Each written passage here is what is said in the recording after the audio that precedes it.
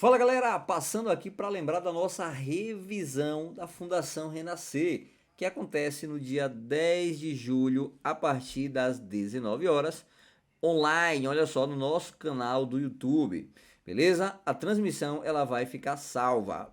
Investimento por apenas R$ 39,90. Você não pode ficar de fora dessa super revisão. Eu vou deixar aqui o Pix para você fazer o pagamento e enviar o comprovante para o número que eu vou deixar aqui também na descrição do vídeo, beleza? Fique agora com as nossas aulas de resolução de questões. Forte abraço! Segunda questão. Josué com 11 anos de idade. Pessoal, importante isso aqui. A idade, ela continua sendo cobrada em provas, tá bom?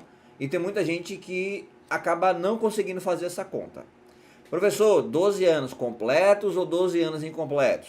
12 anos é quando eu vou fazer 13 ou quando eu completo 12 anos eu já tenho aqui a idade de adolescente. Então a gente vai ver quando é que é criança e quando é que é adolescente, beleza? A gente vai revisar isso aqui também. Josué, com 11 anos de idade, cometeu ato infracional análogo a latrocínio na cidade de Macaé. E no dia seguinte ao ato, ele completou 12 anos. O Ministério Público apresentou contra ele, pela prática de ato, pedindo ao final que seja aplicada a medida socioeducativa de internação, considerando a gravidade e a violência empregadas, certo? Com base no ECA, assinale a afirmativa correta. Vamos lá, primeira coisa, criança e adolescente praticam atos infracionais? Resposta: sim. Tanto criança quanto adolescentes podem praticar atos infracionais. Não é porque é criança que não pratica ato infracional. Tanto criança quanto adolescentes praticam sim atos infracionais. Professor, o que é ato infracional? É toda conduta que é descrita como crime ou como contravenção. Então, aquilo que você conhece como crime, qualquer um, homicídio, latrocínio, roubo, furto, qualquer espécie de crime, quando praticado por uma criança ou por um adolescente, a gente chama de ato infracional. A mesma coisa as contravenções. Então vamos lá. Perturbação do sossego alheio. Vias de fato. Aquela conduta ali é considerada uma contravenção. Quando a criança pratica aquela conduta, a gente chama de ato infracional. Beleza? Então, ato infracional é crime e contravenção praticados por criança. Beleza? Criança ou adolescente. Criança pratica ato infracional, adolescente também. Qual é a diferença? A diferença está no tratamento. Quando a criança pratica um ato infracional, ela é submetida a uma medida de proteção. Então, criança sempre vai ser submetida a medida de proteção. Já o adolescente, quando pratica um ato infracional, para ele, olha só, para ele vai ser submetido, né? Para ele vai ser aí guardado uma medida socioeducativa. Tá certo?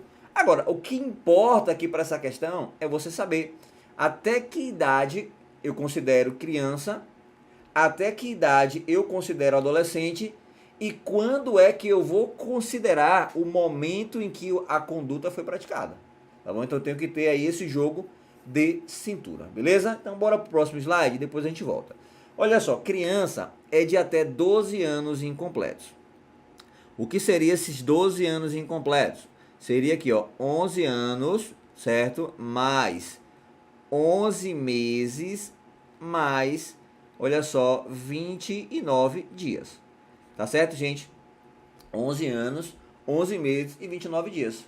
No dia seguinte, no dia seguinte ele vai fazer aniversário de 12 anos. Vai colocar uma velhinha lá de 12 anos. Completou 12 anos. Ele deixa de ser criança, agora ele é considerado adolescente. Adolescente vai de 12 até 18 anos. Então, completou 18 anos, já deixa de ter importância para o ECA. Certo, gente? Para as crianças, eu aplico somente medidas protetivas. Já medida protetiva são aplicadas as medidas socioeducativas, certo? Eu só aplico somente ao adolescente. Então, jamais iria aplicar uma medida socioeducativa a uma criança. Criança não pode ser internada, não pode prestar serviço à comunidade, não pode reparar, né, não pode ter a obrigação de reparar o dano, não pode ter uma semi-liberdade, não pode sofrer nem advertência. Criança nem pode ser advertida, tá certo? Então toma cuidado que as questões vão querer misturar esse tema. Outra coisa, quando é que eu considero praticado o ato infracional? Pessoal, no momento do fato, olha só, no momento do fato, ou no momento da ação ou omissão, certo? Então, o ato infracional vai ser praticado no dia em que ele praticou aquela conduta. Vai ser considerado, né? Eu vou considerar se ele é criança ou se ele é adolescente, no dia, né, naquele exato momento em que ele praticou aquela conduta.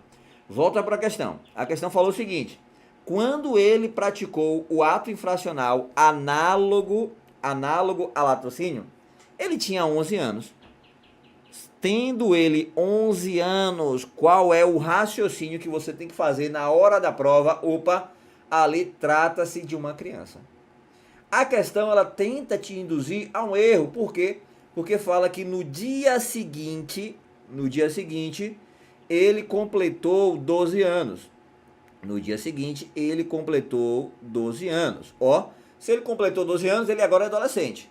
Mas quando ele praticou o latrocínio, né, o ato infracional análogo a latrocínio, ele era uma criança. Porque eu vou considerar aqui, ó, a data em que ele praticou o ato infracional. Quando ele praticou o ato infracional, ele tinha 11 anos, 11 meses e 29 dias. Ou seja, ele era uma criança. Sendo criança, eu só posso aplicar medida protetiva. Certo, gente? O raciocínio tem que ser esse daqui. Tá bom? Nunca vi a banca fazendo isso, tá certo? Nunca vi a banca fazendo isso. Dizendo a data exata em que ele praticou o ato. Se a banca colocar bem assim, ó, praticou o ato no dia... a criança nasceu no dia 29 de fevereiro, né? Certo? Faltando um dia para ela completar aniversário, sendo que esse ano não tinha a data 29 de fevereiro. O que é que você faz? Eu nunca vi isso sendo cobrado em prova, tá certo? Mas como é que você resolve isso? Se a criança nasce no dia 29 de fevereiro, certo? O primeiro dia seguinte vai ser o dia do aniversário dela. E não no dia 28, tá bom, gente? Toma cuidado, viu? Ah, professor, eu vou atrasar um dia? Não, vai ser o próximo dia seguinte, tá certo? No caso aí vai ser no dia 1º de março, né? Janeiro, fevereiro, março. Tá bom, gente? Pessoal, tranquilos? Tá bom o ritmo? Estão tranquilos? A ideia aqui é a gente revisar tudo, viu? Então a gente vai realmente de forma objetiva, né? Lógico, batendo ali no que interessa. Mas a ideia é clarear aí aquilo que vocês já estão estudando. Tem gente aqui que está começando a estudar do zero, né? Então tá tentando pegar aqui uma dica aqui, outra ali. Então vai acompanhando aí que a gente vai partir do básico até o avançado aqui nessa aula. Beleza? Bora aí. Qual seria aqui a nossa alternativa? Letra A, B, C, D ou letra E?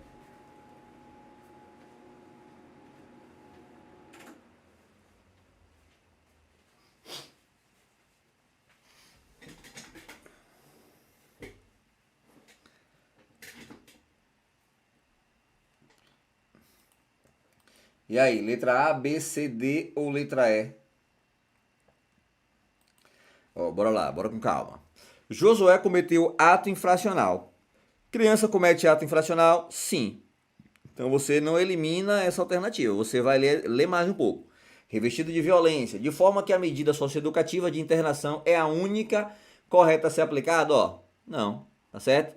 Então você tem que eliminar as que mandam ser aplicada uma medida socioeducativa. Criança, jamais. Apesar do ato ter sido cometido com violência ou grave ameaça, pode ser aplicado a internação. Pessoal, você já arrisca, porque internação é um tipo de medida socioeducativa. Diante da idade de 12 anos de Josué, é cabível somente medida de meio aberto, sendo recomendada a liberdade assistida. A gente vai ver, certo? Quando a gente for estudar aí quais são as medidas socioeducativas, o que é medida de meio aberto, certo? Olha só, medida de meio aberto é aquela que não há privação da liberdade. Então você tem advertência, reparação do dano, prestação de serviço à comunidade e liberdade assistida. Quais são as medidas de meio fechado? Você tem meio fechado, internação e semi-liberdade, tá bom? A gente vai ver lá a aula do SINASE, certo? Que o Estado ele vai providenciar as medidas de meio fechado. Já o município ele é responsável por administrar, né, da manutenção ali nas medidas de meio aberto, tá bom? Não se preocupa com isso agora. Mas tá errado porque liberdade assistida também é um tipo de medida de meio aberto, porém é uma medida socioeducativa, tá bom? Então não aplico aqui a criança. A Josué deve ser aplicado a medida de prestação de serviço à comunidade, que ele trará senso de responsabilidade e o auxiliará na proposta educativa. Pessoal, prestação de serviço à comunidade é medida socioeducativa, tá certo? O nosso gabarito aqui é a letra E. Josué não pode receber qualquer medida socioeducativa, sendo possível aplicar somente medidas protetivas. Tem muita gente que errou essa questão. Por quê? Primeiro, porque não conhecia as medidas socioeducativas, certo? Então é importante conhecer e é importante você saber que só pode ser aplicado à criança ou à adolescente. Então, para isso, você tem que ter mais de uma informação. Saber quem é criança, quem é adolescente, saber quais são as medidas que são aplicadas a cada um e saber em que momento a conduta é praticada, tá certo? 3 informações para responder esse tipo de questão, certo? Catiane, ó, já foi na mosca aí, né? Letra E, o gabarito. Pessoal, tranquilos? Olha só, ato infracional e responsabilização. Criança vai sofrer uma medida de proteção, certo? Já o adolescente, ó, vai ser aplicado tanto a medida socioeducativa quanto a medida de proteção. Então, posso aplicar ao adolescente os dois. Pessoal, criança, quem é que aplica as medidas? Em regra, o conselho tutelar, certo? Em regra, o conselho tutelar. O juiz, ele pode aplicar todas as medidas, tá bom? O juiz, ele pode aplicar todas as medidas. A gente vai ver que nem toda medida de proteção o ECA pode aplicar. O Conselho Tutelar, ele é responsável por aplicar as medidas de proteção, certo? É o órgão responsável por aplicar essas medidas de proteção, tá bom? Agora, nem toda medida de proteção o Conselho Tutelar pode aplicar, tá bom? Ele vai aplicar aquelas medidas que não há necessidade de afastamento do lar da criança.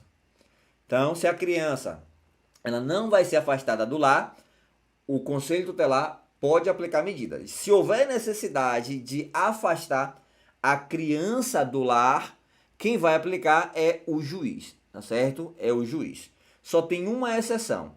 No caso de urgência, por exemplo, a criança está sofrendo maus tratos em casa. Não tem juiz na comarca. Então é o caso de urgência. O Conselho Tutelar não pode deixar a criança, certo? Naquela situação. Então, nesse caso, por ser um caso de urgência, o Conselho Tutelar vai poder retirar a criança do lar. No caso de acolhimento institucional, certo? Já o juiz, ele pode aplicar todas as medidas, tá bom? O juiz, ele pode aplicar todas as medidas, seja medida de proteção ou medida, né, socioeducativa.